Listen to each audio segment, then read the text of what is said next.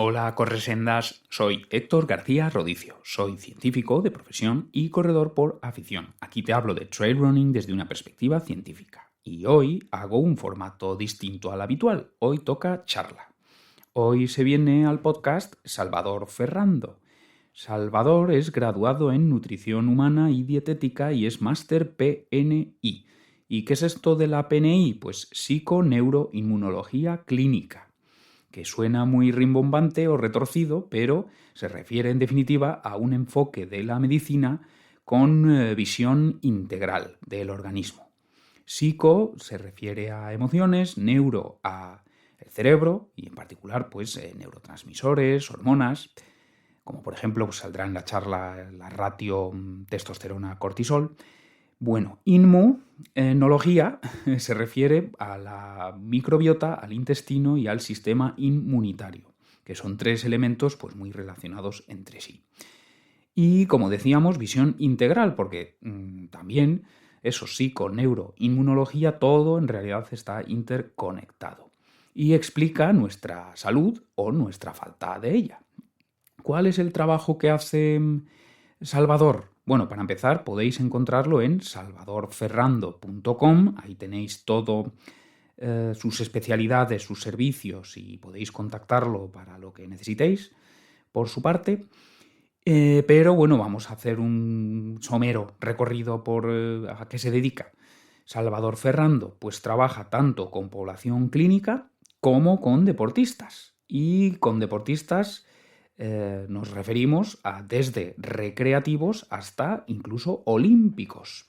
Y desde fútbol hasta judo, pasando por triatlón o lo que nos interesa aquí, trail running. Él mismo, Salvador, pues también está practicando desde hace año y medio trail running, pero viene pues de toda clase de deportes, larga vida deportiva, desde deportes de contacto hasta halterofilia o incluso pesca submarina.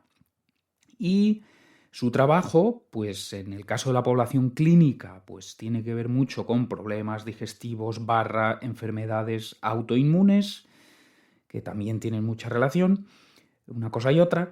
Y en cuanto a la población deportista, pues se trataría de optimizar su fisiología para alcanzar el máximo performance, el máximo rendimiento. O sea, optimizar fisiología significa lo que decíamos antes, abordar pues todos los sistemas del organismo que interactúan entre sí y, como decíamos antes también, explican la salud o la falta de ella, o un rendimiento subóptimo o un rendimiento máximo.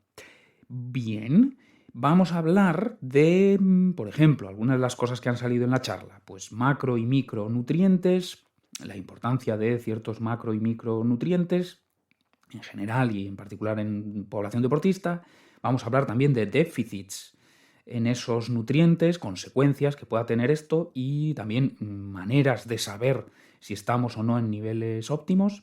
Vamos a hablar de suplementación también, si es pertinente, si funciona, de tipos de dietas, pues cetogénica, vegana, vegetariana, también pros y contras de cada una. Vamos a hablar en general de la interconexión de los sistemas fisiológicos, algo de lo que, como venimos diciendo, pues Salvador sabe mucho. La pertinencia también de periodizar ciertos nutrientes, macronutrientes, micronutrientes. También va a salir de forma recurrente la individualización o la individualidad, o sea, la manera como nos sientan unas cosas y otras, mismas cosas, efectos distintos según la persona, o sea, individualidad y por tanto necesidad de individualización. Y lo cierto es que Salvador sabe tanto de todo esto, de cómo funciona el cuerpo, de cómo se relacionan entre sí los distintos sistemas y de cómo abordar pues, de forma integral la salud y el rendimiento, pues lo cierto es que nos han quedado muchas cuestiones en el tintero. Porque de hecho cuando estuvimos hablando en off, o sea, cuando ya terminó la charla, pues salieron un montón de cosas súper interesantes que me temo que han quedado fuera de la grabación, pero si interesa, pues podemos hacer una segunda ronda y profundizar en pues, las cuestiones que más os hayan llamado la atención. Por ejemplo, en esa charla ya con la grabación en off, pues estuvimos hablando de una dermatitis que me ha salido. dermatitis atópica, parece ser, podría ser el diagnóstico, que no deja de ser, pues, lo que decíamos antes, una enfermedad autoinmune. Entonces, pues Salvador me ha invitado a revisar la salud bucal, fijaos, la interconexión entre todos los elementos del cuerpo, en este caso porque también ahí hay mucha microbiota, no solo está en el intestino. Me ha invitado también a, pues a revisar también incluso estrés psicológico, psiconeuroinmunología, y también me ha dado algunos consejos también para cuidar de mi microbiota, pues algunos nutrientes que pueden ser, vamos a decir, agresivos. Bueno, que me estoy enrollando. Venga, sin más dilación, vamos al turrón. Muy bien, Héctor. Pues, oye, en primer lugar, agradecerte muchísimo el que me hayas invitado a estar en el podcast. Para mí, eres un referente en esta parte del trail running y sobre todo me gusta mucho tu trabajo en el sentido de que todo lo haces referenciado. Es decir, yo creo que es de los pocos podcasts que he visto que nombras todas y cada una de las referencias de lo que hablas. Y esto me parece que le da mucho valor porque básicamente a mí me gusta que todo el trabajo, tanto a nivel clínico como a nivel deportivo, esté referenciado. Y hacen falta podcasts de referencia, llamémoslo así. Pues te lo agradezco y bueno, yo también creo que es un elemento diferencial, pero bueno, es la audiencia la que tiene que juzgar y desde luego sí, a mí es el estilo que me gusta, sí. Muy bien.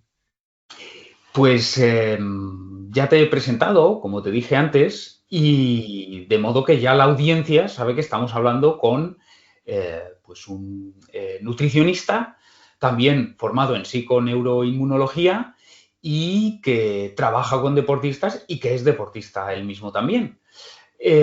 Bueno, trabajas con deportistas y tienes también personas con, digamos, disbiosis, problemas digestivos.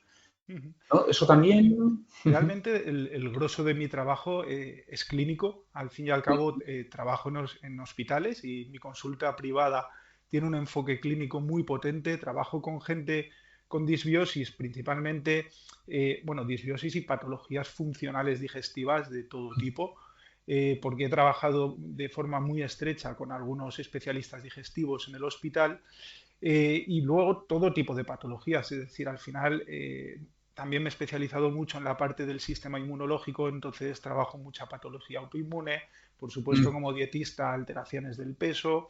Lo que pasa es que al final yo siempre pienso que la parte clínica y la parte deportiva están muy unidas y mm, cuando va bien un trabajo clínico, el trabajo deportivo también funciona bien. ¿Por qué? Porque mientras que la patología es un déficit o algún problema en alguna función de algún sistema orgánico, al final la actividad física es una mejora de alguno de esos sistemas o de varios de esos sistemas orgánicos. Entonces, cuando sabes o aprendes con la experiencia a controlar cómo modular una de esas patologías, por supuesto que puedes aplicarlo de forma indirecta y directa en el deportista porque vas a mejorar todas esas funciones. Entonces, al final yo creo que están muy conectadas en ese sentido. ujú. Ya, ya, ya, ya, ya. Sí, sí, sí, sí.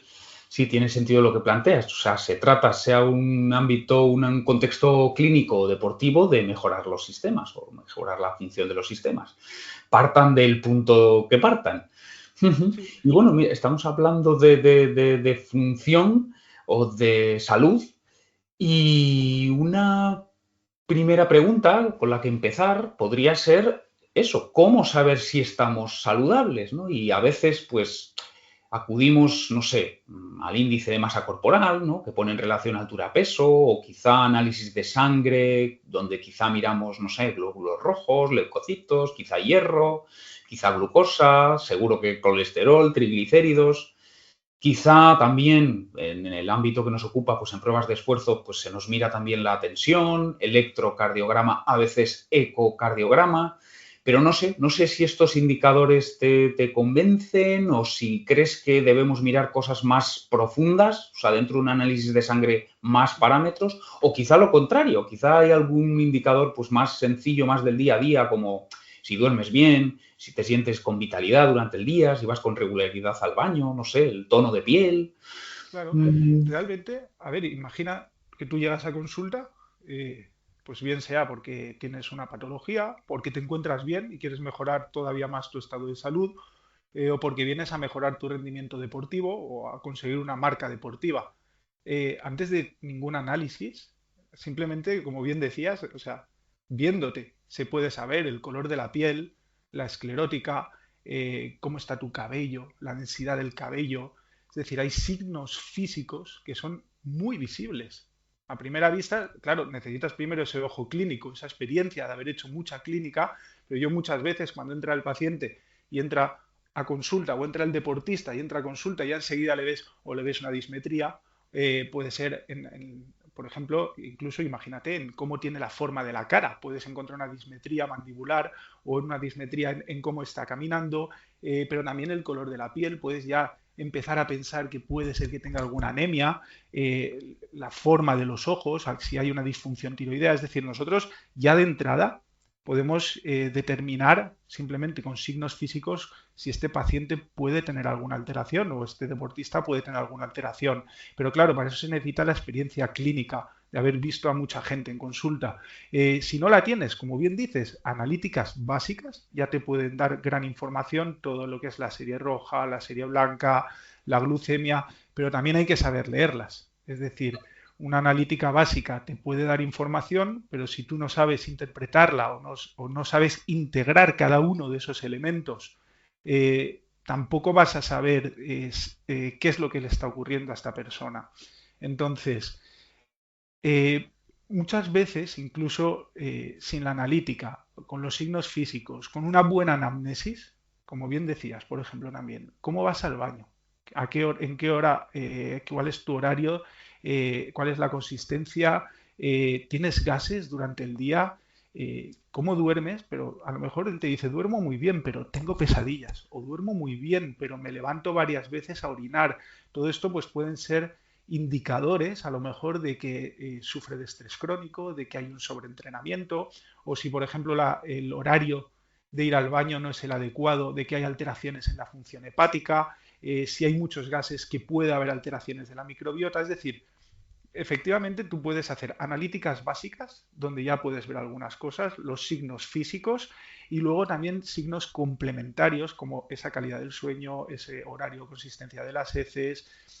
Tenemos mucha información que nos puede aportar hacia dónde dirigir el tratamiento de la persona. Y ya no te digo solo a nivel de patología, sino también a nivel deportivo, porque un deportista, por mucho deporte que haga y por muy sano que aparentemente mm, coma, puede estar enfermo. ujú. Ya tenía un artículo reciente sacó Phil Maffeton, que es Fit but not healthy, creo que se llama, algo así el título. ¿No? Que efectivamente eso, que por el mero hecho de estar delgados, ¿no? Deportes de resistencia o deportistas de resistencia, pues parece que estás sano, pero quizá no es así. Y mira, y hablando de estar saludable y en el contexto deportivo, ¿qué déficits nutricionales observas tú con más frecuencia? ¿No? Porque muchas veces se habla de vitamina D, quizá magnesio, quizá omega 3, hierro, pero Mira, en ¿realmente hay déficits? deportistas, Ujú, que es así lo que más nos atañe en este momento, yo suelo ver mucho déficit de hierro, es muy habitual.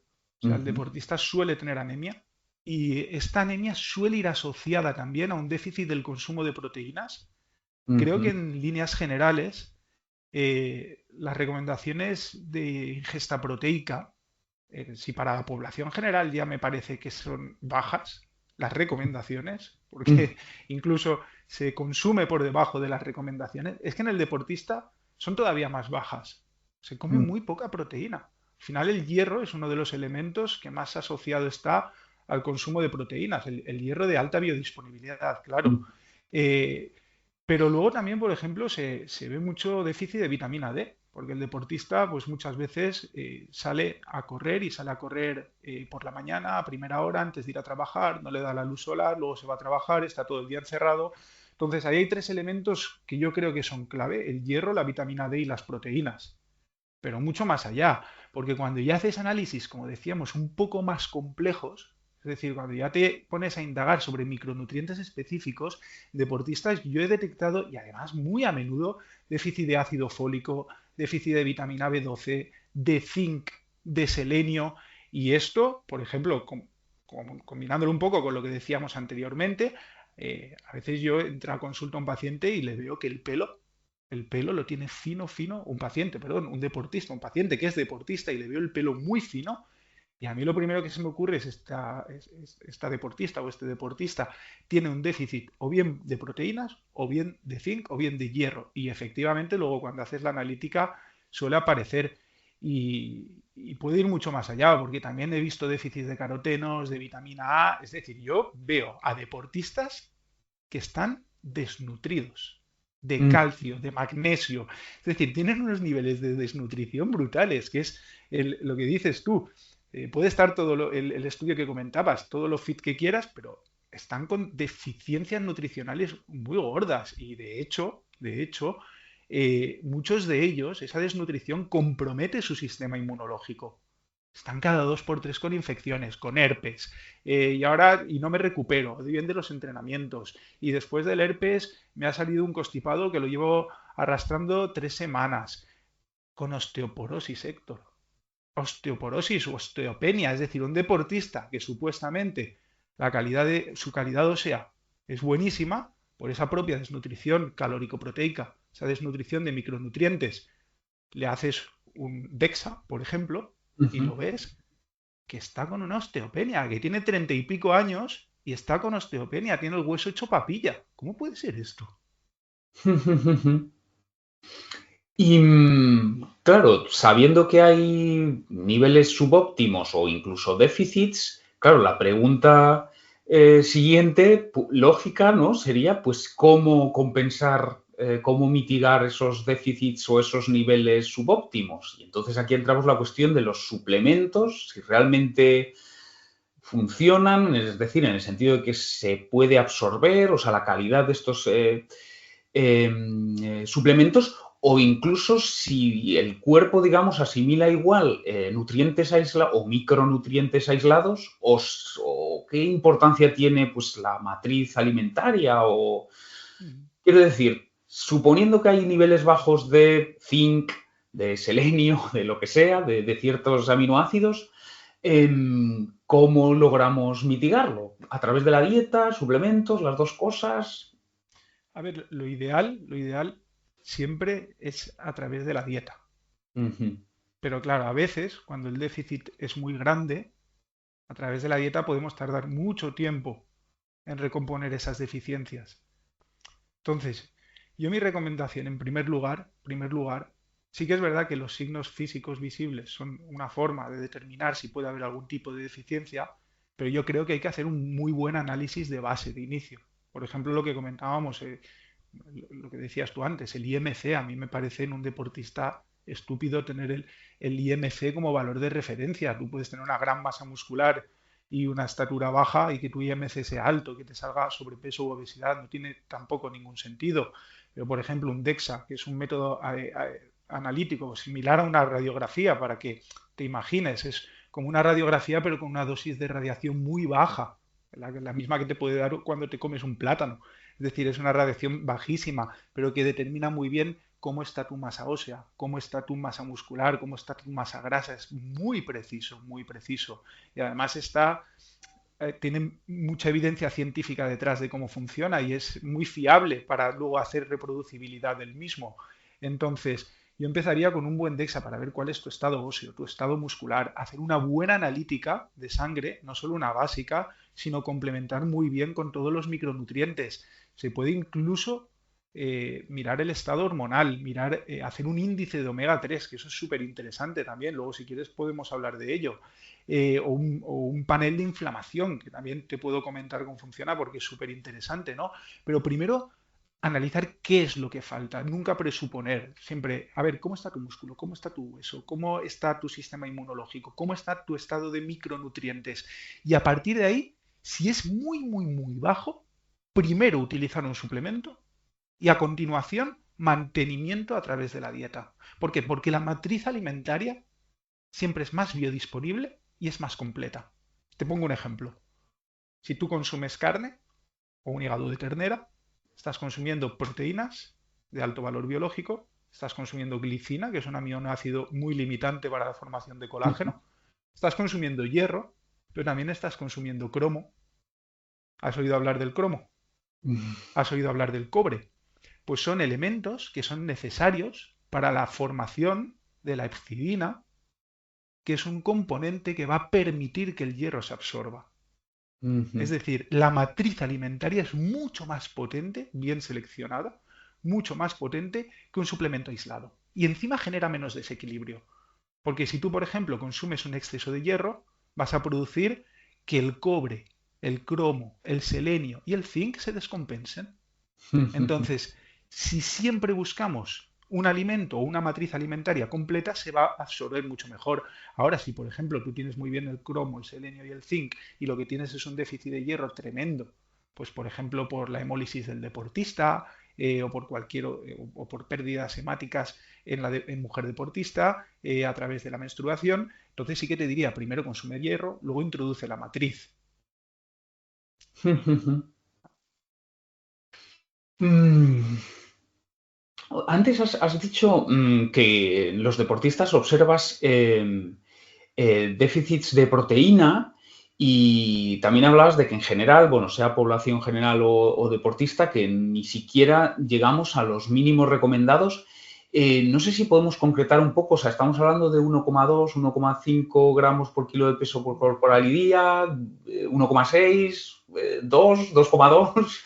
Eh, Mira, es una pregunta muy interesante porque realmente te sales de los patrones estándar. Cuando tú ves las recomendaciones de la OMS, por ejemplo, o ves las recomendaciones de algunas sociedades científicas, parece ser que todos te dicen entre 0,8 y 1 si hay sedentarismo, entre 1 y 1,2 o 1,6 si hay algo de actividad física. Pues yo a través de Dexas te cuento el caso de un deportista.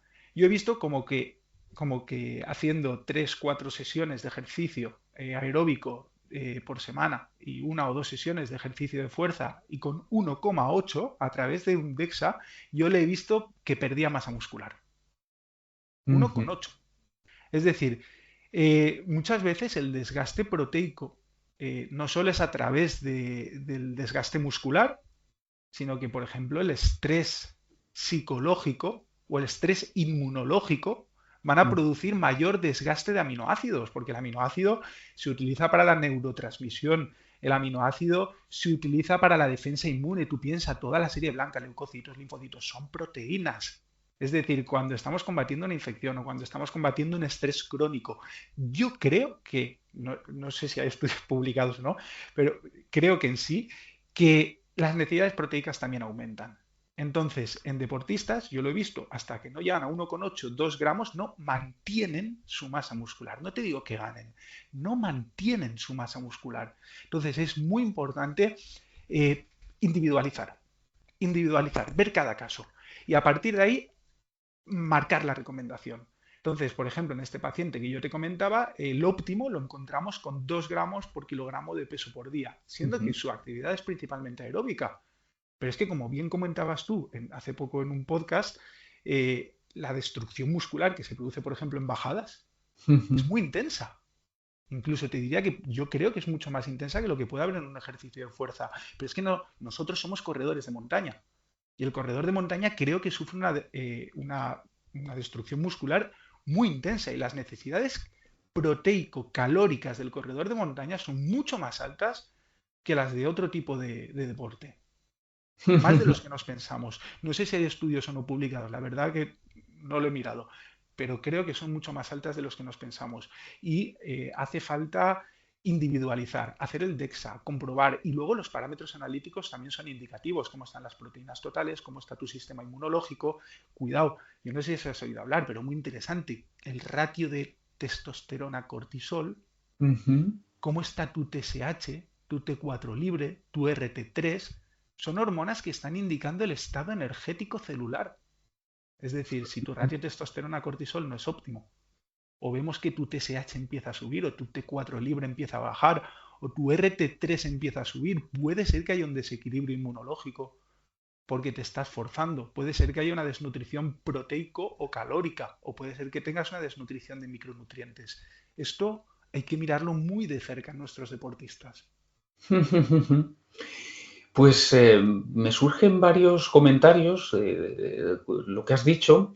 Bueno, para empezar, que no se me olvide, decías que por las bajadas, pues que la carrera de montaña pues tiene una, digamos, capacidad destructiva mayor que otros deportes y justo hace unas semanas pues un experto que es Guillaume Millet, bueno, un investigador francés, bueno, y que es corredor él también, ha hecho muchas ultras de montaña, incluido UTMB, pues publicaban una revisión de estudios y efectivamente lo señalaban como uno de los factores clave en ultramaratones, ¿no? La destrucción muscular y que efectivamente que está más pronunciada por las bajadas.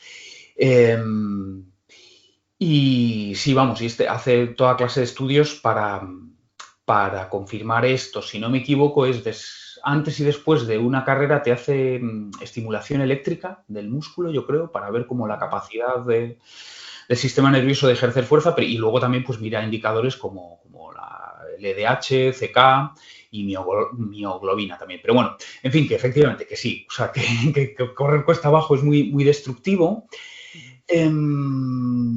Vale, ahora estabas hablando de hormonas.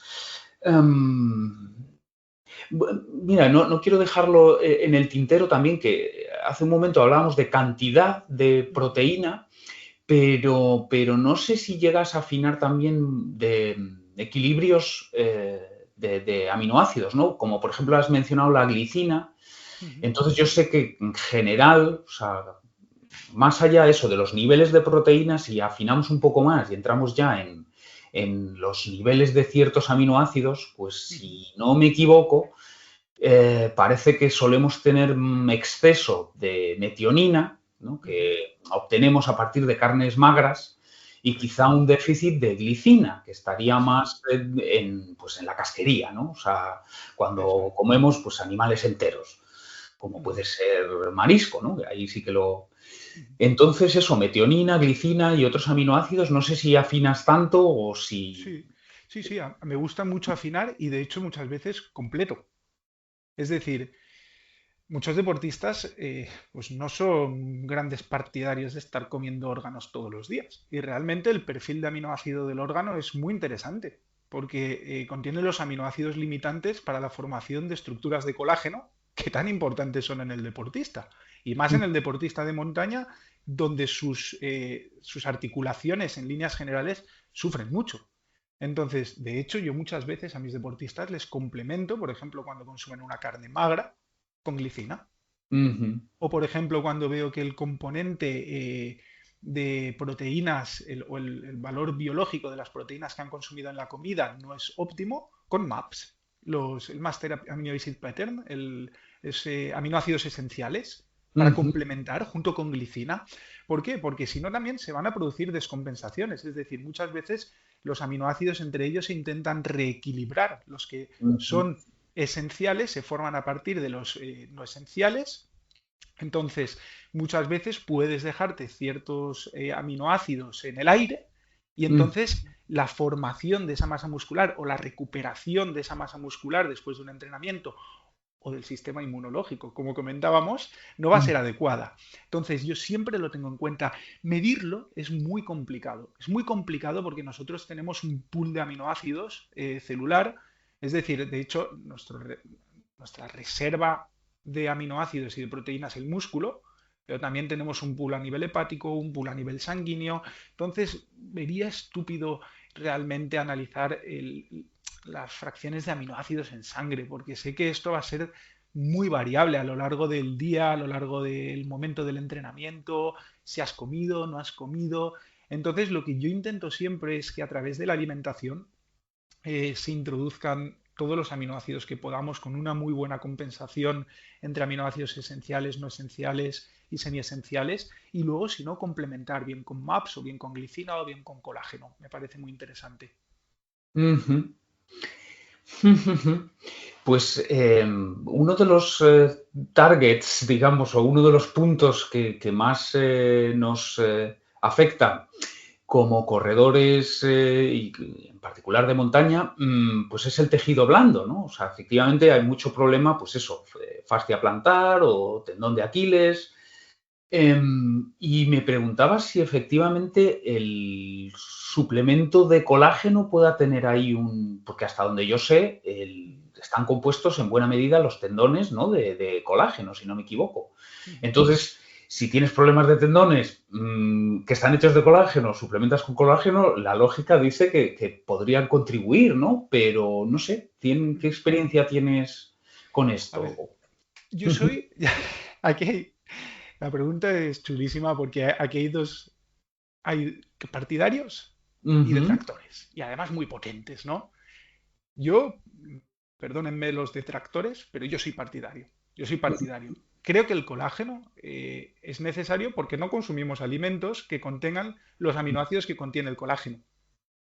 Y entonces puede ser muy útil para la mejora de esos tejidos. Ahora, ¿qué es la causa principal de o sea, el déficit de estos nutrientes es la causa principal de las fascitis, de los problemas tendinosos? Creo que no. Creo que el tema va más por el tema de la inflamación. O sea, yo creo que el problema es que no conseguimos regular bien la inflamación post-entrenamiento. A ver, el entrenamiento de montaña nos va a generar un daño. Ujú. Y luego ese daño, si tú lo recuperas de forma adecuada, es decir, va a producir mucha inflamación, y aquí viene el efecto hormético. Después de esa inflamación, la inflamación va a bajar y se va a producir una mejoría para luego poder enfrentar mejor ese daño. Para poder modular esa inflamación, tú necesitas elementos que modulen esa inflamación y te permitan a posteriori esa mejora. Entonces, creo que ahí lo que falla, ¿vale? Sí que es verdad que, por ejemplo, la glicina está muy involucrada en la modulación de esa inflamación o de esa desinflamación, llamémoslo mejor. Ujú. Entonces, tiene que haber glicina y colágeno, por supuesto, que participa, pero creo que el efector principal es la inflamación crónica. Es Ujú. decir, no conseguimos, después de esa subida de inflamación, que baje adecuadamente y que se produzcan las mejoras. ¿Esto por qué puede ser? Pues como PNI que soy, puede ser por un componente emocional, por tener estrés crónico, es decir, además de que entrenamos muy fuerte, luego vamos a trabajar, luego tenemos los niños, no hemos dormido bien, la inflamación no puede bajar, se mantiene alta, no hay supercompensación. Puede ser porque detrás hay un problema de bacterias, virus, hongos, alteraciones de la microbiota que están disparando la inflamación. ¿Quieres que te diga algo muy interesante? Puede ser un problema bucodental, porque los problemas bucodentales son uno de los elementos que más disparan la inflamación. No te imaginas cuánto, Héctor. Son brutales. O sea, tú puedes tener una infección oculta o latente en una encía que no te produzca molestias y de repente analizas y te encuentras muy bien, ¿eh? Y entrenas y todo, y analizas en sangre las citocinas proinflamatorias, las interleuquinas, analizas una PCR ultrasensible, por ejemplo, la homocisteína, y las ves ligeramente disparadas. Ese ligeramente disparado está indicando que hay una inflamación crónica de bajo grado. Hasta que detectas que es el diente, cuidado, cuidado, porque puedes buscar por todas partes y no encontrarlo. Y ser el diente el que está produciendo una pequeña inflamación que no te permite recuperar bien de tus entrenamientos y que al final acaba pagando la fascitis plantar o el problema de rodilla. No sé si me he explicado. Ya, ¿Vale? ya, ya, Y ya, ya. entonces, son pequeños elementos que hay que tener en cuenta, pero la inflamación crónica creo que es la que está más relacionada. Entonces, lo mismo que decíamos antes, cuando hay inflamación crónica, vas a ver esos marcadores de inflamación elevados en sangre, muy poco elevados, no muy elevados, porque no es una inflamación aguda, vas a ver una RT3, una función de la T3 reversa tiroidea un poco elevada, un ratio de testosterona cortisol alterado y pensar que es del entrenamiento y no, no es del entrenamiento, puede ser de un diente o de que no tienes bien la microbiota. ¿Y sabes quién te puede indicar esto también y cuándo se está reactivando la inflamación? Y es muy interesante la variabilidad de la frecuencia cardíaca. Ujú. Por ejemplo, podría ser muy interesante porque también te puede estar indicando sin necesidad de hacer un análisis de sangre cómo está tu estado más inflamatorio, si estás recuperando bien o no los entrenamientos. Y me parece muy interesante, más aún el Sound Sense que últimamente comentas, que está muy relacionado con el sistema nervioso, podría indicar si el estrés crónico está afectando a tu recuperación. Entonces, creo que esto es muy importante tenerlo en cuenta en deportistas. No solo la parte esa del entrenamiento, sino también las infecciones latentes a nivel de la boca o a nivel del intestino, o si hay inflamación crónica debido al estrés o a la mala calidad del sueño, y tener esos elementos de cómo ir identificándolos en tu día a día. Bien, hemos hablado, o bueno, has hablado de inflamación, desinflamación, eh, que sin esa desinflamación no puede haber supercompensación, con lo cual no vamos, digamos, a asimilar el entrenamiento o recuperarnos de sobrecargas, lesiones. También has hablado de salud bucodental y claro, para mí esto también me lleva al consumo de carbohidratos durante entrenos y carreras. Porque, claro, eso sí está relacionado con la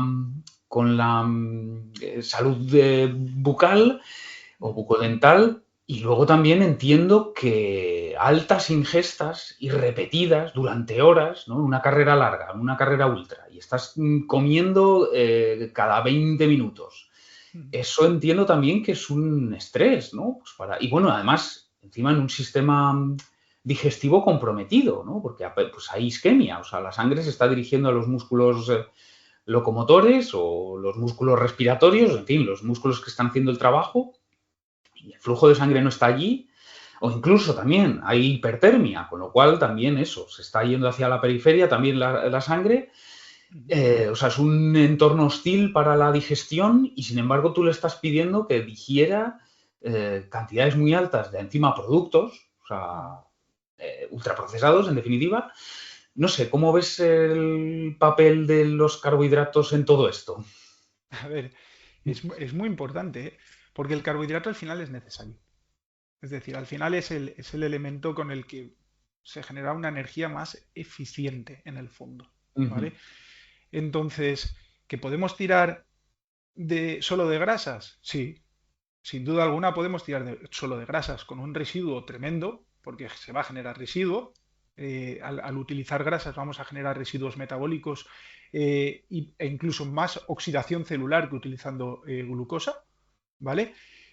Mm, pero yo soy más partidario del uso de carbohidratos como base.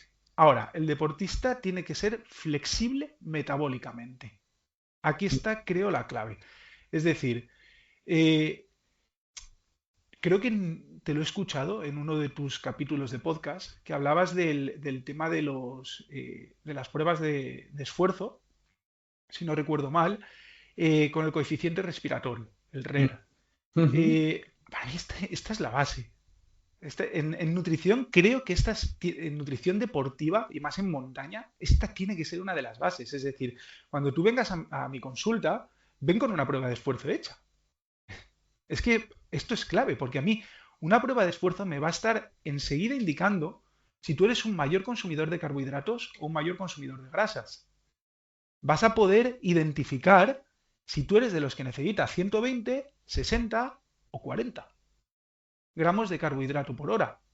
Incluso se puede identificar el tipo de carbohidrato que más necesitas, porque una glucosa tiene un uso más rápido, una fructosa tiene más tendencia a nivel hepático a transformarse en triglicérido. Si eres muy dependiente del uso de grasas, utilizaremos niveles más altos de fructosa. Es decir, depende. O sea, la respuesta sería, depende, Héctor. ¿Cómo está tu prueba de esfuerzo? ¿Cuándo empiezas a utilizar carbohidratos? ¿Cuándo dejas de utilizar carbohidratos? Entonces, creo que el me parece una locura que para corredores populares estar metiendo 120 gramos de carbohidrato por hora me parece una barbaridad, y más, a lo mejor para una media maratón, porque se está viendo, ¿no? He hecho 20 kilómetros y he metido 120 gramos de carbohidrato por hora. Que yo creo que con una buena carga previa es que vas sobrado para una media maratón. Otra cosa es si estamos haciendo un ultra, ¿no? Pero lo que, como bien dices, puede suponer para tu boca y para tu intestino, más aún si eres de los locos que en cada uno de tus entrenamientos estás saliendo con los geles en la mano. A mí me parece una barbaridad. Esta gente que hace tiradas de una hora y se ha metido 2 geles. No, es que estoy entrenando el intestino, pero ¿cuál es tu objetivo? Hacer una 20K. Y estás entrenando el intestino para una 20K y te has hecho una prueba de esfuerzo. En tu 20K, ¿cuántos gramos por hora estás utilizando? A lo mejor tiras bien con el glucógeno que tienes. Y con meterte un gel con cafeína al final es suficiente. ¿Cómo que estás entrenando el intestino? Entiendo que lo entrenes para una ultra, donde llegado un punto va a caer tu consumo de grasa, vas a empezar a utilizar a lo mejor más glucosa o al revés, dependiendo un poco de cómo sean tus curvas. Entonces hay que individualizar, es que hay que individualizar. No se pueden dar recomendaciones generalizadas. Cada persona es un mundo. Y además es que cada vez, esto también lo estoy viendo más en consulta, ¿eh? Deportistas, buenos deportistas con buenos resultados, que les hago un análisis de sensibilidad a la insulina y tienen resistencia a la insulina. Están enfermos. Pero de verdad te lo digo, que dices, ¿cómo puede ser? No, no, yo es que entreno 35 horas a la semana. Soy Ironman. Ya, tío, pero tienes resistencia a la insulina. Tu porcentaje de células beta no está bien. No está bien. Y luego, por ejemplo, te tiran a hacer un trabajo en zonas 4 o 5 y no tiran bien porque esa sensibilidad a la insulina no es buena. Entonces, cuidado, cuidado porque depende de la persona. Esto hay que ir individualizándolo, hay que ir haciendo analíticas de sangre con hemoglobina glicosilada, con insulina, con fructosamina, con porcentajes de célula beta, sensibilidad a la insulina, índice OMA, e ir individualizando según el momento a lo mejor de la temporada. Porque esto también puede ir cambiando, porque si no te encuentras con deportistas con resistencia a la insulina, que solo movilizan glucosa y que tienen la fase cefálica de la insulina alterada. Es decir, su cerebro ya no sabe cuándo entra azúcar y cuándo no entra azúcar.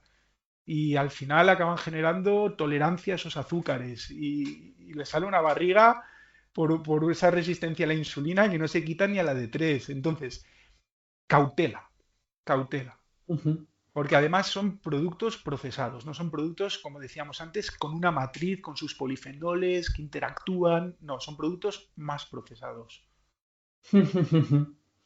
Mira, ahora, bueno, quería comentar respecto de la individualidad una cosa también que he visto en un estudio de este año, también de hace unas semanas, pero bueno, antes de que se me olvide, y ahora que decías los polifenoles, también conozco un estudio con suplementos de nitratos Ujú. y en un caso era jugo de remolacha y en el otro caso era suplemento y parece ser que funcionó solo el jugo de remolacha, o sea, igualdad de miligramos, y lo achacaban los autores a los polifenoles, precisamente. O sea, que volvemos al tema de la matriz alimentaria, pero siguiendo con la individualización, ya digo que hace unas semanas por fin ha salido un estudio, porque esto es una cosa que tenía yo flotando una duda, que es que cuando hablamos, por ejemplo, de gramos de proteína, ¿no? O sea, gramos por kilo de peso corporal y día, por ejemplo, cuando hablamos de una dieta, o sea, de las proteínas en la dieta, o si hablamos también de low carb, high carb, también hablamos de gramos por kilo de peso corporal y día de carbohidratos. Imagínate, 5 o 6 gramos por kilo de peso corporal, ¿no? Que sería bastante, bueno, sí, alta, o 6, 7, 7, 8 gramos de carbohidrato por kilo de peso corporal y día, pues sería ya alta en carbohidratos. Pero, ¿por qué cuando hablamos de entrenamiento o de competición no relativizamos según peso? Quiero decir, ahí se habla simplemente de 90 gramos hora, o 60 gramos hora, o 120 gramos hora, pero la lógica dice que si pesas 90 kilos, seguramente necesites más o toleres más que si pesas 40. Pues ha salido un estudio con ciclistas, hombres y mujeres, de buen nivel y los dividieron según masa corporal. Entonces, más o menos, pues estaban los pequeños, que eran, pues no sé, 60 kilos o algo así, y los grandes, pues más de 80. y efectivamente se les dio en un entreno a intensidad relativa igual, a cierto porcentaje de su FTP, pues tenían que estar creo que 3 horas pedaleando y se les daban 90 gramos hora a todos de carbohidrato y se veía que en función del peso corporal asimilabas más o menos. O sea, lógicamente, cuanto más grande seas, más necesitas. Y eso, vamos, y esto tiene que ver con la individualidad y tiene que ver con esto que no acabo de yo de entender de por qué damos cantidades relativizadas cuando hablamos de dieta general, pero no cuando hablamos de lo que debes meter en entrenos o carreras. Pero vamos, que te doy la razón en que la importancia de individualidad, aunque vamos, tú estabas yendo aún más allá, ¿no? Y estabas hablando pues ahora ya de la sensibilidad a la insulina. Claro, es Y que sí, sensibilidad a la insulina, capacidad de los translocadores de glucosa del intestino ujú, de transportar esa glucosa, capacidad de tus GLUT4 de internalizar la glucosa, capacidad de tu función hepática de modular la entrada de glucosa y la biotransformación a triglicéridos. Cuidado, individualización. Es que al final, desde la nutrición, pero más todavía desde la PNI, hay que integrar a todos los órganos. Es decir, tú no puedes pensar solo en un órgano, hay que pensar en todos los órganos, la propia microbiota oral. Cuando tú te tomas un gel, si lo mantienes en la boca, segregas amilasa, haces que ese gel entre más predigerido. Si no lo mantienes en la boca, no segregas amilasa. Es que son tantos factores que hay que tener en cuenta. Por eso cada persona es un mundo. Y por eso la individualización es tan importante, porque esos cambios que tú puedas generar, por ejemplo, te tomas un gel y tu microbiota ¿cambia bien o cambia mal? Realmente no se sabe, porque se sabe que cambia, pero a lo mejor lo que está haciendo la microbiota es adaptarse a poder absorber mejor ese gel la próxima vez que entre. Entonces, puede ser que sea un cambio a bien para la actividad física, puede ser que sea un cambio a mal para la actividad inflamatoria. Puede ser que si ese gel fuese acompañado de polifenoles o de una matriz alimentaria más completa con fibras, esa microbiota lo acabase tolerando de otra forma y fuese más bueno para tu salud y más bueno para tu rendimiento físico. Yo creo que esto está todavía empezando a investigarse y que, y que desde el punto de vista científico no hay nada claro, pero acabaremos tomando geles que mejoren la microbiota. Y de hecho, no quiero decir marcas, pero ya hay marcas que están trabajando en matrices alimentarias diluidas, vamos a llamarlo así, en gel, ¿vale? Donde a lo mejor a través de un boniato, que tienes hasta 7 tipos de carbohidrato diferentes, junto con un poco de miel, que es más rico en fructosa, que se va a transformar en triglicéridos, te hacen un gel con matriz alimentaria, que probablemente a la larga sea mejor para tu microbiota, tanto oral como intestinal. Tienes también marcas, que seguro que las has escuchado, que hacen geles solo de grasas y con triglicéridos de cadena media. Muy interesantes, por ejemplo, cuando sabemos, imagínate que tú en unas pulsaciones de 140, en tu caso imagínate 138, 140, estás utilizando preferentemente grasas, cuando cae la deriva cardíaca al final de un ultra, pues empieza a utilizar geles de grasa. Y eso también va a apoyar a tu microbiota, de que no esté soportando, como decías, esa carga continua de azúcares. Entonces, y además también va a apoyar a tu sistema energético, porque estás dándole ese switch energético de forma correcta, ¿no? Entonces, hay que individualizar muy bien, pero claro, para eso primero, lo que tú comentabas en el podcast ese que escuché, si tienes este, esta prueba de esfuerzo bien hecha, lo vas a poder identificar mucho mejor. Eso te da una herramienta para saber cuándo meter el gel de grasa, cuándo meter el gel de azúcar, qué tipo de azúcar. Y luego la tolerancia individual. ¿Toleras bien los geles de boniato? Porque a lo mejor te da cagalera, que puede ser también. Y a lo mejor luego el de glucosa fructosa te sienta de maravilla, porque tu microbiota está más adaptada a eso. Pues mira, dos cosas al hilo de lo que estabas comentando ahora. Una es que no sabía esto de marcas que están desarrollando con geles con matriz, pero sí que hay un par de marcas, yo creo que sí que están introduciendo glutamina, que si no me equivoco, ¿puede ser glutamina la que podría Sí, a ver, o ayudar a la microbiota, puede ser? es que, O... es que a ver, en el intestino, igual que en la boca, digamos, que hay que diferenciar dos aspectos, ¿vale? Uno sería la microbiota, que, bueno, dos aspectos, pero siempre relacionados, ¿eh? La microbiota, que serían las bacterias, bueno, bacterias, virus, hongos, protozoos, aunque Ujú, hay muchos bichitos, ¿no? Pero luego está el grado de permeabilidad. La ujú, glutamina se sabe que ayuda a modular la permeabilidad. La ujú, permeabilidad es, para que te hagas una idea, imagínate que tenemos compuertas que se abren y se cierran en el intestino, en la boca, para dejar o no pasar a nutrientes. Entonces, cuando nosotros sufrimos algún tipo de estresor, como puede ser la actividad física, el cuerpo requiere de más nutrientes, abre esas compuertas, deja pasar los nutrientes y luego se vuelven a cerrar, para que tú lo entiendas así de forma sencilla. Pero luego se tienen que volver a cerrar, pero si el estrés es muy intenso o es muy potente, a veces esas compuertas se quedan abiertas, cuando acaba el entrenamiento siguen abiertas, y si a través de la alimentación o del entorno entra algún tóxico, no se frena el paso de ese tóxico a sangre, ¿y qué se genera? Inflamación crónica. ujú, Entonces la glutamina que tú comentabas es un elemento que puede ayudar a que esas barreras se queden bien cerradas, porque el intestino pierde mucha glutamina, igual que la masa muscular, cuando hacemos ejercicios de alta intensidad o hay mucha destrucción muscular. Entonces esto puede ayudar a mejorar la permeabilidad y se ha visto que también puede mejorar la microbiota. Mm, Quizá es mucho más interesante, por ejemplo, en esa línea, ¿no? De añadir, desde mi punto de vista, es mucho más interesante añadir, por ejemplo, HMB o leucina. Son aminoácidos no gluconeogénicos que pueden producir protección muscular frente a ese daño en esas carreras de larga distancia o con un componente de tensión muy fuerte y de rotura fibrilar. Son aminoácidos que no pasan a formar glucosa, pero que protegen al músculo de la destrucción. A veces te meten la glutamina, como yo creo, por el tema intestinal, pero realmente tiene más sentido meterla al finalizar. Yo, por ejemplo, con mis pacientes, lo que hago es, imagínate, después de un ultra, durante 3 días les doy 20 gramos de glutamina al día, que es una barbaridad, pero sus reservas de glutamina están muy bajas, tienen más tendencia a la infección porque su sistema inmune está más comprometido. Entonces la glutamina sella barreras, mejora esa función inmunológica, recupera el daño muscular.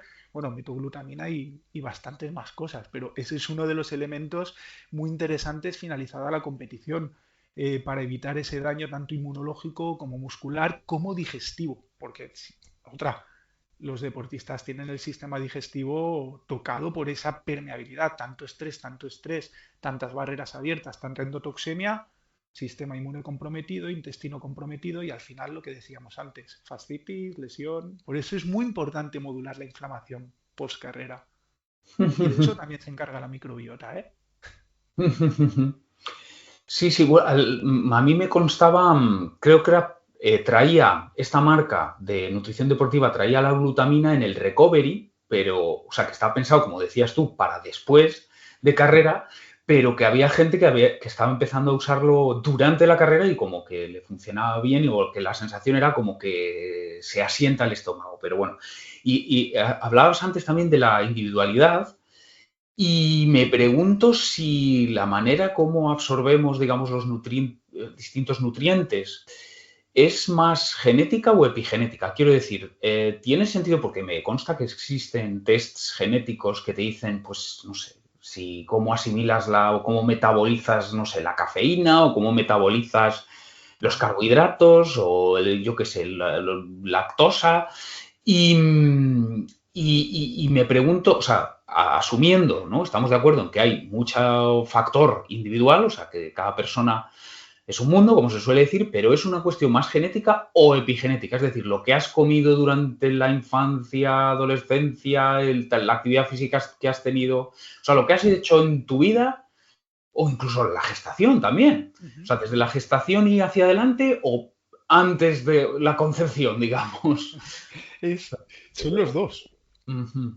Realmente son los dos y va más allá, ¿eh? Porque la epigenética puede venir marcada incluso desde tu bisabuelo. Ya.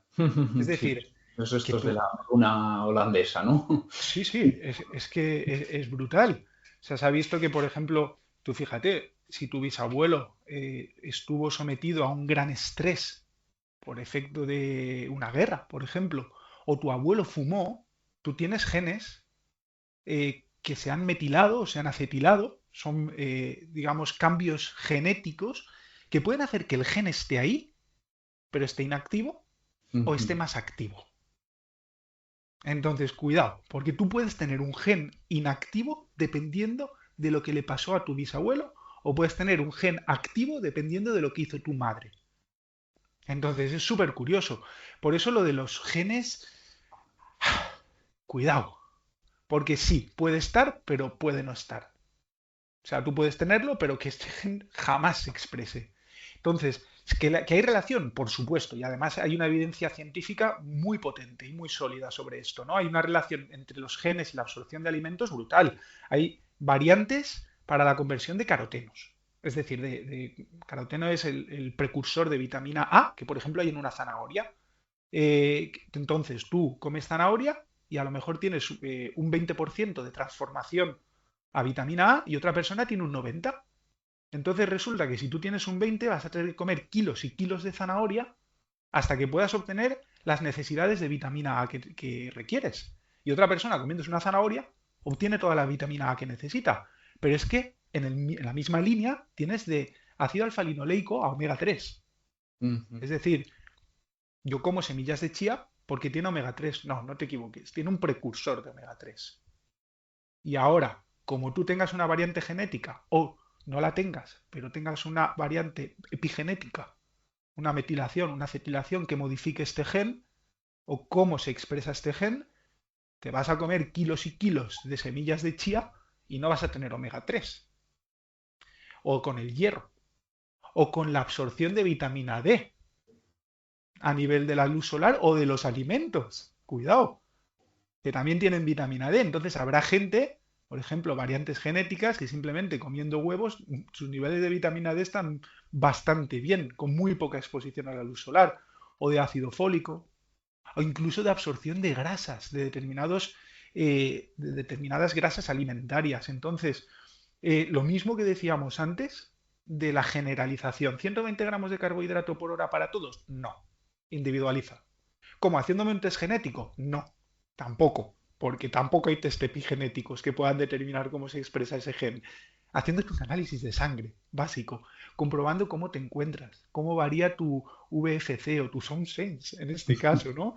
Eh, Esas son formas de averiguar de forma muy sencilla eh, si te está funcionando o no un plan nutricional, porque está la persona estándar, está el deportista y está el trail runner. Eso está en otro nivel, ¿no? Por el trail runner, sobre todo el ultra runner. Las pérdidas de caroteno, las pérdidas de omega 3, las pérdidas de hierro, son brutales. Es decir, tus requerimientos son mucho mayores. Como de la casualidad de que tú cojas un patrón estándar.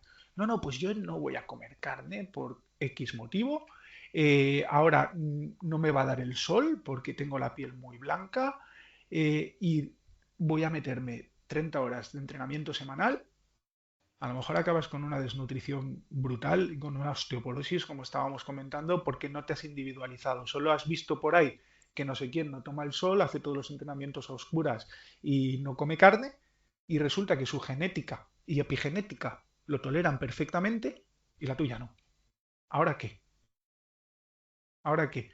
O lo que decías de la capacidad de la función hepática de metabolizar la cafeína. Habrá un tío que se meta 400 o 600 miligramos de cafeína durante una carrera y sus citocromo lo metabolicen de maravilla y otro tío que no lo metabolice bien.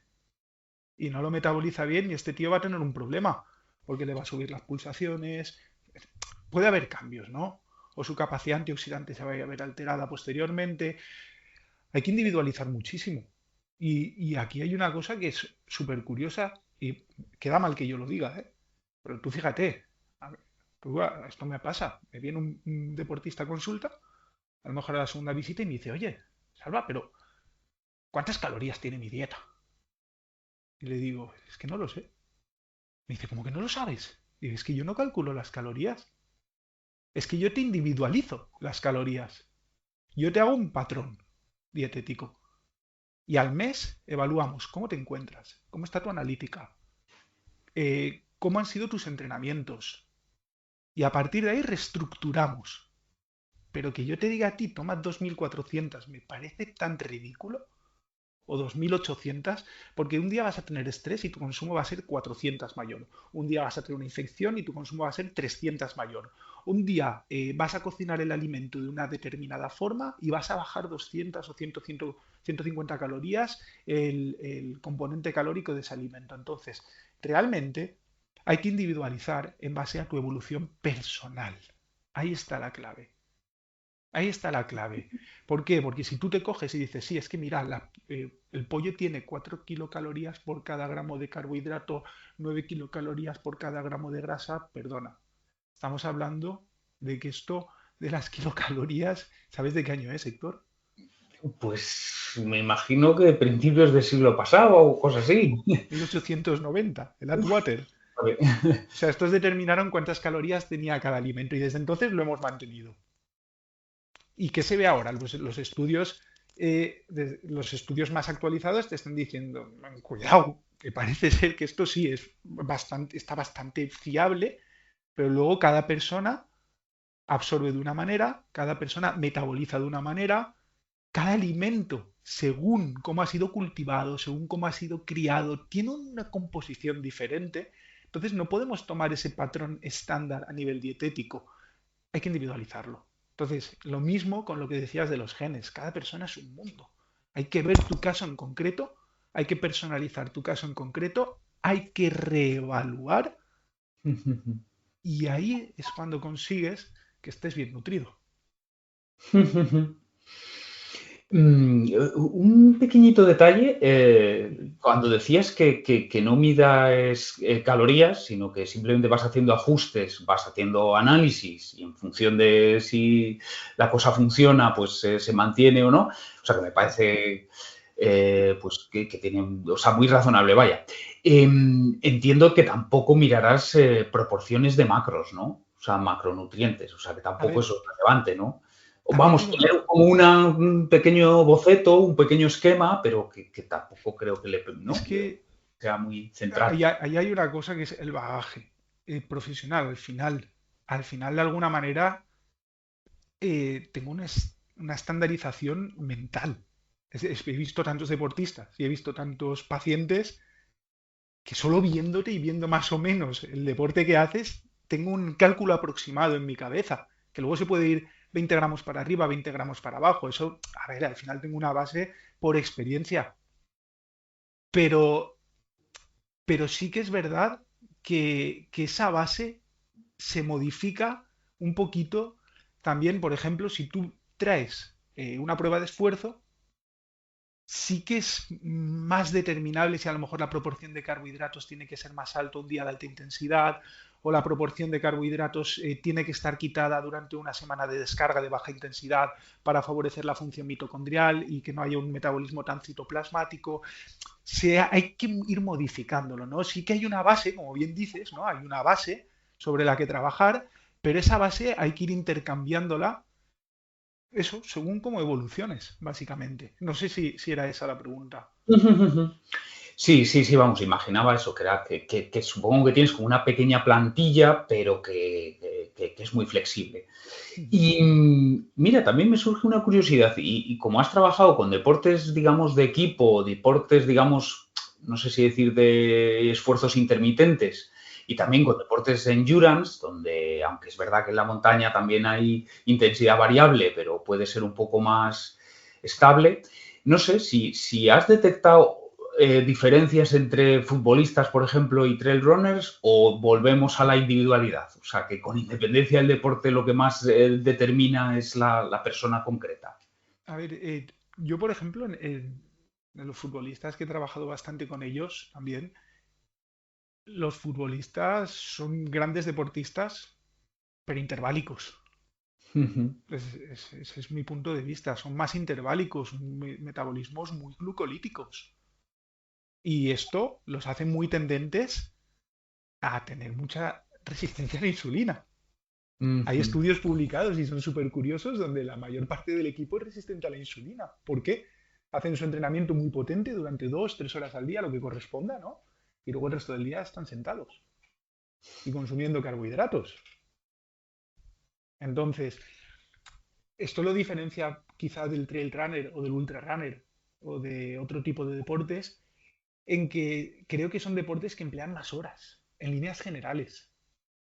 Obligan a que haya una actividad constante. Al final el trail runner, el ultra runner está promoviendo un metabolismo mitocondrial muy potente, ¿no? Y eso implica a su vez movimiento constante, ¿no? Que es lo que se ve en las poblaciones que tanto destacan, ¿no? En carrera de fondo, que tienen movimiento constante. Y por eso son gente con una función mitocondrial muy buena, ¿no?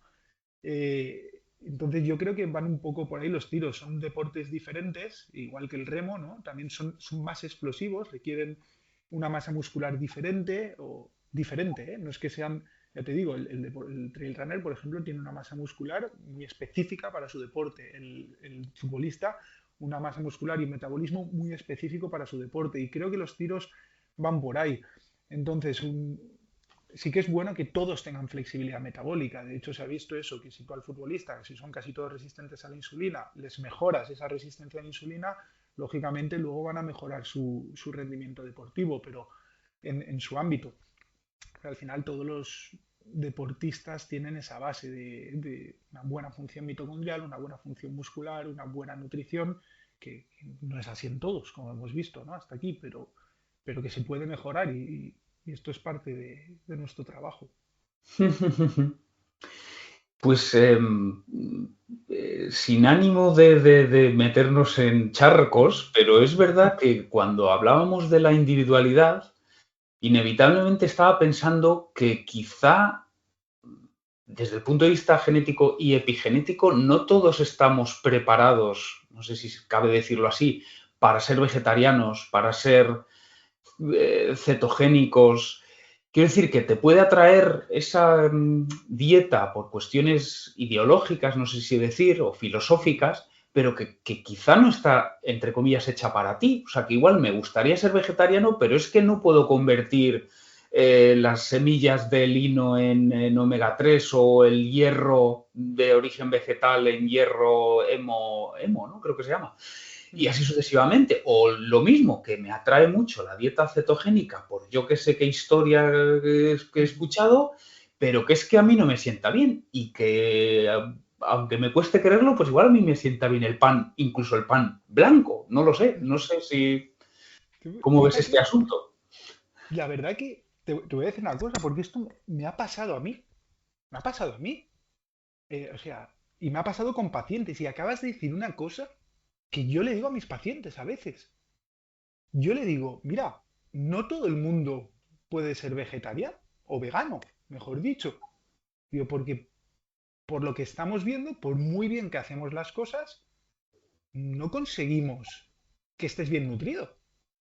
Y ellos mismos, al final, en ocasiones, dicen, vale, no me importa, vamos a probar, a lo mejor a ser, no ser vegano estricto, pero a ser vegetariano, introducir esto, esto y esto, y a ver qué pasa con la analítica. Y mejoran. Y dicen, ostras, pues sí, parece ser que mi sistema, por el motivo que sea, no lo tolera. Lo mismo con el paleo, por ejemplo, o con el keto. Gente que hago keto, que hago keto, que hago keto y que no entro en cetosis. Y no es una cuestión, ya te lo digo yo, que más de uno dirá, no, eso es porque a lo mejor estabas haciendo gluconeogénesis a partir de las proteínas. Tranquilo, que todo esto lo he controlado yo, que yo lo he mirado. No, no, es que a lo mejor solo medías un tipo de ketona. Que no, que hay gente que no entra en cetosis porque hace gluconeogénesis a partir de su propio músculo, porque se le eleva mucho el cortisol, porque es una persona estresada. X, lo que sea, o que no puede hacer paleo porque su microbiota sufre cuando no hay un consumo, por ejemplo, de algún cereal, aunque sea sin gluten, porque yo, por ejemplo, no soy partidario de determinados cereales proinflamatorios o de la caseína A1, porque me parecen elementos muy disruptivos a nivel inflamatorio, ¿vale? Pero en líneas generales yo los evito en mis pacientes, pero cereales no proinflamatorios, como puede ser el arroz, o pseudocereales, como puede ser el sorgo o el mijo, me parecen muy interesantes porque hay gente que por su sistema metabólico, su microbiota, lo que sea, lo necesita y les va mejor. Entonces, como esos test epigenéticos y genéticos no están desarrollados al 100%, y creo que igual que los de microbiota no los entendemos al 100%, individualiza según la evolución. Volvemos a lo mismo. Individualiza según la evolución. ¿Quieres ser vegano? Me parece ideal. ¿Por qué? Porque tienes tu cuestión filosófica, tu cuestión moral, porque quieres hacerlo, vamos a probarlo. Vamos a hacerlo a la perfección, lo mejor que se pueda hacer. Y si no lo conseguimos, tienes dos opciones. Opción uno, vamos a introducir algo de lo que te está faltando. Opción 2, suplementa. ¿Qué es lo que decíamos al principio? No podemos a través de la matriz, por una cuestión moral, filosófica X, suplementa. ¿Por qué? Porque realmente, en el fondo, por ejemplo, la dieta vegana, la base filosófica moral es buena, él, en cierta medida, luego tiene sus matices, ¿no? Como todo, pero, por ejemplo, a nivel deportivo es muy interesante, porque la carga ácida renal que produce es muy baja.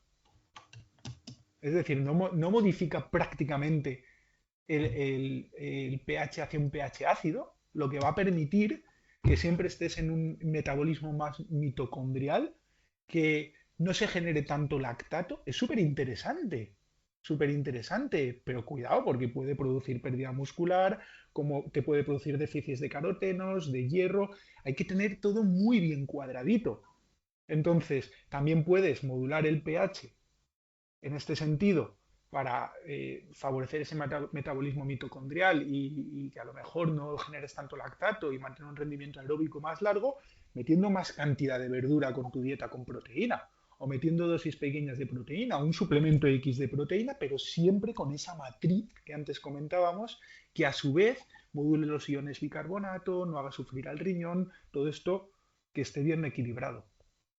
Entonces depende de la persona, efectivamente. Y habrá gente que esté diseñada para ser vegana, gente diseñada para ser keto, gente diseñada para ser paleo y gente diseñada para ser, yo qué sé, trail runner. Estamos viendo, por todo esto que nos explicas, que efectivamente hay que adaptarse a la individualidad, pero más todavía hay que adaptarse incluso al momento, ¿no?, de la persona. Pues hemos hablado de absorción de nutrientes, hemos hablado de epigenética, pero bueno, que también ha salido en algún momento la periodización también, que claro, no es lo mismo que, o bueno, o incluso dependiendo del tipo de deporte, pues que pueda ser más explosivo o más de endurance, pero incluso dentro del entrenamiento de un deporte explosivo o de un deporte endurance, pues también hay distintos momentos de la temporada. Bueno, en definitiva, que hay que hilar fino. Claro, Y es que también ha aparecido. lo has dicho perfecto, es periodización. O sea, periodizamos, yo que también soy, tú sabes que yo corro entre el running y compito, me gusta. Mi entrenador, porque yo soy nutricionista, soy PNI, pero a mí también me gusta tener mi entrenador y que me lleve en esa parte. Y mi entrenador me periodiza, me modifica los volúmenes de entrenamiento, me hace macrociclos, microciclos, mesociclos, todo lo que sabemos de este tema. Y la gente se olvida de que la nutrición también se debe periodizar.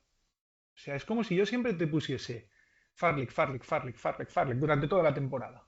No tiene lógica. O solo te pusiese Sal y zona 2, zona 2, zona 2, zona 2 toda la temporada, independientemente de si mañana tienes competición. No, no, no, no, no. La nutrición se individualiza, se personaliza. Los suplementos también, dependiendo de la fase de la temporada. Tienes que tomar estos suplementos, estos otros, dependiendo del tipo de analítica, dependiendo de tu DEXA. Entonces, claro, todo esto hay que ir adaptándolo según el momento de la competición o el momento del entrenamiento. Es periodizar igualmente. Pues como el tema da mucho de sí, o como incluso ha salido la cuestión de la inflamación, en la que tú eres experto, eso no solo a través de intervenciones nutricionales, sino pues a partir de la PNI, pues los biorritmos, eh, la microbiota, la gestión del estrés. Bueno, como se nos han quedado en el tintero eso, muchas cuestiones interesantes y además de las que sabes mucho, pues podemos emplazar a la audiencia a que nos diga si les ha gustado, si quieren seguir aprendiendo sobre esto. Y si entonces podemos hacer un segundo episodio. Bueno, y esto paralelamente, por supuesto, quien quiera trabajar esto más a fondo, pues puede contactar contigo, que ya he puesto pues salvadorferrando.com, ¿no? Tu sitio web lo he puesto ya en la descripción del episodio. Entonces, eso, las dos cosas, ¿no? Tanto quien quiera contar con tus servicios y tu amplio conocimiento y experiencia, pues que te contacte a través de allí. Y por otro lado, pues si en este otro espacio pues quieren saber más sobre estas cuestiones tan importantes que se nos han quedado solo tocadas de forma superficial, pues que nos digan y hacemos un segundo episodio. Yo estaré encantado, Héctor. Me gusta muchísimo tu podcast, ya lo sabes, es una maravilla y como he dicho desde el principio, todo referenciado. De hecho, yo voy a pasarte referencias de todo lo que hemos comentado por si alguien tiene interés en indagar. Estos son cosas que son libres, son públicas, aparte de, como bien dices, si alguien luego quiere tener un contacto más personal, quiere llevar algo más individualizado, se puede hacer siempre a través de un especialista, un PNI, un nutricionista. En este caso yo tengo las dos especialidades, pero que esto es de acceso libre. Ahí están las referencias. Como tú siempre dices, tienen su DOI, hay algunas que son de acceso público y se pueden leer, otras pues no, las podrán leer desde la universidad, desde donde corresponda, pero al final lo importante de esto es, yo creo que disfrutar de lo que hacemos. Y yo veo que tú disfrutas cuando hablas de entrenamiento y a mí esto me encanta. Me encanta la parte de la nutrición, pero también me encanta la PNI, me encanta la inflamación, me encanta el intestino, leo, investigo, actualizo. Y esto, lo que hoy digamos, a lo mejor mañana no vale, pero mañana estaremos actualizados y lo cambiaremos. Pero si hoy funciona, lo aplicamos. Y así es como yo creo que lo hacemos entrenadores o nutricionistas, cualquier persona que trabaje mejorando la salud de las personas o el rendimiento de las personas. Y creo que si algo tiene que quedar muy claro, sobre todo, es que siempre hay que hacer una muy buena anamnesis. O sea, la persona que tengas delante te tiene que hacer una buena anamnesis a través de pruebas de calidad, sobre todo que estén bien interpretadas, porque si haces la prueba y no la interpretas bien, pero yo qué sé, una buena prueba, un índice de omega 3, unos marcadores de inflamación, una analítica básica, una prueba de esfuerzo, un estado de tu sistema bucodental, de tu mordida, de tu pisada, con lo que sea, ¿no? Pero personalizar. Yo creo que es lo que decíamos al principio y lo que hemos mantenido en toda esta línea de trabajo, que cada persona es un mundo y tiene unos requerimientos y hay que individualizar. Pues yo creo que podemos dejarlo ahí, ¿no? Como moraleja o como tema recurrente o idea central a lo largo de la charla. Y, y eso, y despedirnos ya, pues hasta la siguiente ocasión. Pues encantado de haber estado contigo en un podcast que escucho todas las mañanas yendo a atender a deportistas y a pacientes, Héctor. Una maravilla, de verdad. Pues muchísimas gracias, lo he pasado estupendamente, he aprendido y también me han surgido cosas en las que quiero profundizar e investigar. Cuando tú quieras, de verdad. Un fuerte abrazo. Pues igualmente. One,